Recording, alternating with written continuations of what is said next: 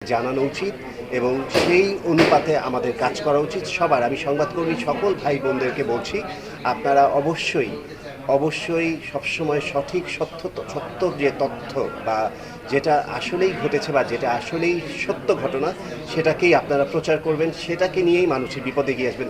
আপনাদের এই সঠিক তথ্য বা কিংবা এই যে সঠিক নিউজটা হয়তো বা অন্য আরেকজনের জীবন বাঁচাবে কিংবা তাকে আরেক নতুন করে পথ দেখাবে।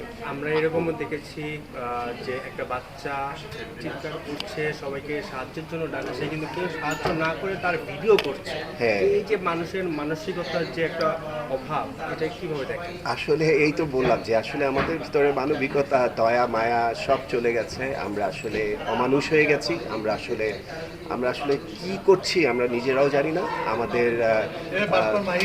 আমাদের মৃত্যু ভয় নেই। আমরা ভাবি যে আমরা অমর। আমরা বোধহয় ভাবি যে আমরা আসলে আমাদের কোনো মৃত্যু হবে না।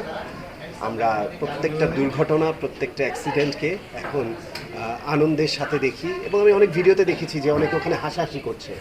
ভিডিওর মধ্যে বলছে যে আমি দেখতে এসেছি, এটা তো চিড়িয়াখানা বা সার্কাস না যে এটা আমার দেখতে যেতে হবে। এই দৃশ্যগুলো দেখার পরে যারা এই ধরনের হাসতে পারে বা যে এই ধরনের ঢাকার মতন এরকম একটা জায়গা প্রশিক্ষণ ফাইটার বিমান, এইটা আপনি কিভাবে দেখেন?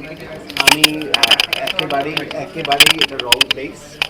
এখানে যেখানে প্রশিক্ষণ দেওয়া হচ্ছে এটা একেবারেই উচিত হয়নি কি এটা উচিত না। এবং আমি অবশ্যই এটা একটা স্টেপ চাই যে এই জনবহুল বা স্কুলের উপরে বা যেই কোনো কিছুর উপরেই হোক, একটা গার্মেন্টস হতে পারে, একটা প্রতিষ্ঠান হতে পারে, একটা অনেক কিছু হতে পারে, সেই জায়গার উপর দিয়ে কখনো কোথাও কোথাও কোনো বিমান প্রশিক্ষণ হতে পারবে না। বিমান প্রশিক্ষণের জন্য অনেক জায়গা আছে, সমুদ্রের উপর আছে, সমুদ্রের এরিয়া আছে, আরও অনেক অনেক অনেক অনেক জায়গা আছে যে জায়গাগুলো একটা নির্দিষ্ট মার্ক করে দেওয়া উচিত যে এই মার্কের বাইরে কোনো প্রশিক্ষণ হবে না।